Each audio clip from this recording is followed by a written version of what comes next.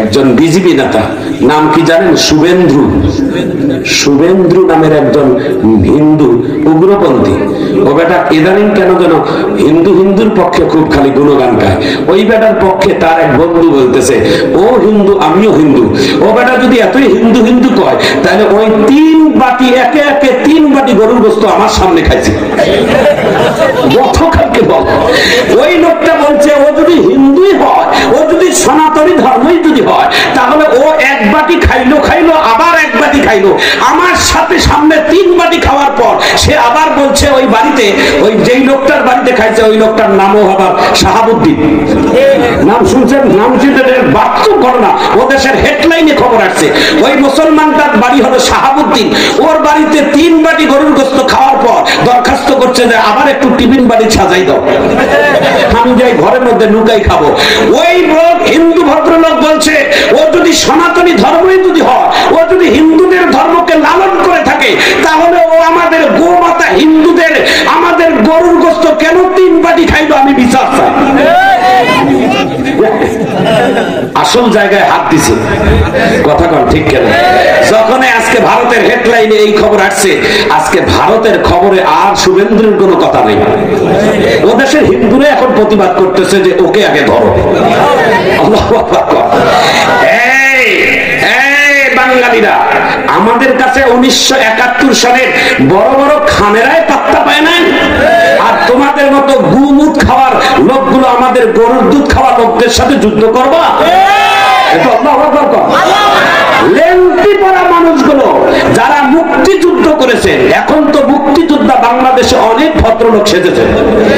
কথা বলেন, ভুয়া মুক্তিযোদ্ধা সেজে দেশের অনেক কিছু জায়গা তোমরা দখল করেছো।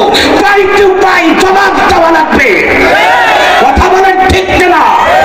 বাংলাদেশ নয়, পৃথিবীর যেই জায়গায় তোমরা থাকবা, দেশ নিয়ে ওলামায়ে কেরাম নিয়ে যারা তোমরা ষড়যন্ত্র করেছো, যেখানেই থাকো না কেন, আইনের আওতায় তোমাদেরকে আসতেই হবে। কারা কারা একমত? একটু হাত তুলে দেখা দেখান। আল্লাহু আকবার।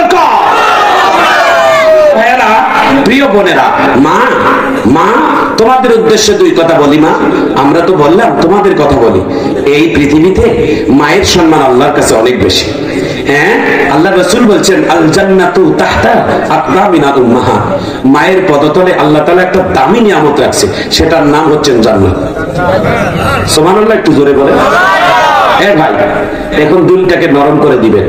আল্লাহ রাসূল বলছেন, এই গোটা পৃথিবীটা যদি 10-12 বিক্রি করা হয়, আল্লাহ যে জান্নাতের একটা জান্নাতীদেরকে বসার চেয়ার দিবে, এই চেয়ারটার মধ্যে 4টা পায়া থাকবে। একটা পায়া কেনার মতো সম্পদ এই দুনিয়াতে আল্লাহ দেয় নাই। সেই জান্নাতটা মায়ের পায়ের নিচে আল্লাহ বিছাই রাখছে। তাহলে সেই মাটা কত দামি, এই মাটাকে সম্মান করা লাগবে না আমাদের? জোরে বলেন, লাগবে না?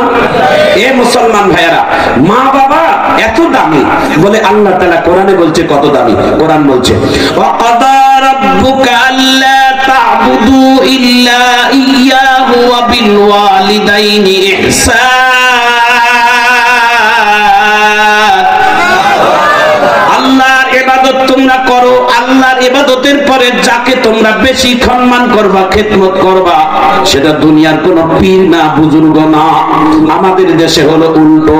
নিজের ঘরের 40, 50, 60 বছরের বাবা মার খবর নাই, বড় বড় হাদিয়া নিয়ে যায় বড় বড় পীর সাহেবের কাছে, আল্লাহ ওয়ালাদের কাছে। পীর সাহেবেরা বড় লোক হয়ে যায়, আর নিজের বাবা মা একটা ফল খাইতে পারে না। ভাইজান আমার, বন্ধুগণ আমার, আপনার আমার কাছে সব থেকে বড় বুজুর্গ, সব থেকে বড় পীর হচ্ছেন তোমার আমার মা বাবা। আল্লাহু আকবার। আমার মতো 1000 হুজুর যদি তোমার জন্য দোয়া করে, আমার 1000 হুজুরের দোয়া কবুল হতেও পারে, নাও হতেও পারে। আমার রাসূল বলছেন, তোমার মা বাবা যদি তোমার জন্য দোয়া করে, সেই দোয়া আল্লাহর কাছে ফেরত হবে না, তাড়াতাড়ি কবুল হয়ে যাবে।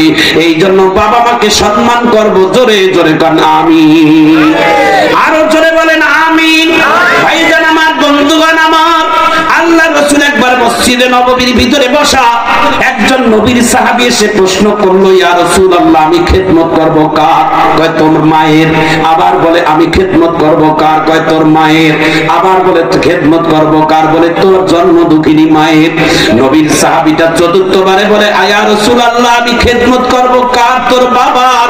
3 গুণ মায়ের সম্মান আল্লাহ তাআলা বাড়াইয়া দিয়া চতুর্থবারে তিনি বললেন তোমার বাবা। এরে পৃথিবীর মানুষেরা, যুবকেরা, আজকের এই আলোচনাটা শোনার পর তোমরা প্রতিজ্ঞা করো, আমার এই জীবন থেকে যেন আমার বাবা মা কোনোদিন কষ্ট না পায়। উফিম ওয়ালা তানহারহুমা, আমার বাবা মা যেন আমার অন্তর থেকে কোনো কথাতে যেন শব্দ যেন না আনে। সন্তান যখন বাবা মার সাথে কথা বলবে, মাথা ঝাঁকি দিয়ে যেন কথা না বলে। কোনোদিন মাথা ঝাঁকি দেওয়া যাবে না, কোনোদিন জোরে কথা বলা যাবে না। আমার মায়ের সামনে কোনোদিন বড় আওয়াজ তুলে কথা বলা যাবে না। আমার মা বাবা এত দামি, এরে ভাইজান, বাবা মাকে যে সম্মান করবে আমার আল্লাহ তার প্রতি খুশি হয়। একটু চিৎকার দিয়ে জোরে বলা যায় না আল্লাহু আকবার। হাদিসের বর্ণনা এইভাবে আছে, যারা বাবা মার দোয়া দুনিয়াতে পাবে, যারা বাবা মার দোয়া দুনিয়াতে পাইছে, তাদের জন্য অনেকগুলো উপহার, 2টা বড় বড় উপহার আল্লাহর পক্ষ থেকে। যুবক ভাইয়েরা লিখে রাখেন মনের ডায়েরিতে, বাবা মার দোয়া যদি কেউ পায় তাহলে 2টা উপহার বড় বড়, আরো এর মধ্যে 38টা উপহার আছে। 2টা বড় বড় উপহার। সব থেকে বড় উপহার কি জানেন? জীবনে বেঁচে থাকতে একবার আল্লাহ আপনাকে বাইতুল্লাহ জিয়ারা করাবে। একটু আমিন কর। কাবা শরীফ, বাইতুল্লাহ সবাই যাইতে পারে না। এ ভাইজান, টাকা পয়সা হজ খরচ করার মতো টাকা অনেকের আছে, যাইতে পারে না বাবা। টাকা দিয়ে হজ যাওয়া যায় না, নিয়ত লাগে আর আল্লাহর কবুলিয়াত লাগে। আল্লাহ যাকে পছন্দ করে তাকেই হজে নিয়ে যায়। এই জন্য বাবা মার দোয়া যারা পাবে তারা একবার হলেও তাড়াতাড়ি হজে যাইতে পারবেন।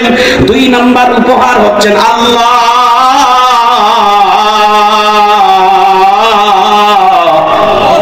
আমার আল্লাহ বলেন 38টা উপহার মাঝখানে 1 নাম্বার বড় উপহার হলো হজে যাবেন।